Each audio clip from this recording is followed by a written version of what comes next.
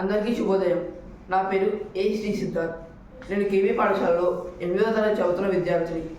ఈరోజు మొదటి పాఠం త్యాగనిరతి పాఠ కవి నన్నయ్య కవి పరిచయం, ఆయన రాసిన పద్యం భావం చెప్పబోతున్నాను. కవి పరిచయం. కవి నన్నయ్య, కాలం 11వ శతాబ్దం. ఈయన రచనలు: నన్నయ్య మహాభారతంలోని 18 పర్వాలలో ఆది సభా పర్వాలు, అరణ్య పర్వంలోని 4వ ఆశ్వాసంలో శారదారాత్రులు అనే పద్యం వరకు తెలుగులోకి అనువదించాడు. శైలి: ఈయన కవిత్వంలోని లక్షణాలు: అక్షర రమ్యత, ప్రసన్న కథ, కలితార్థ యుక్తి, నానా రుచిరార్థ సూక్తి నిధిత్వం.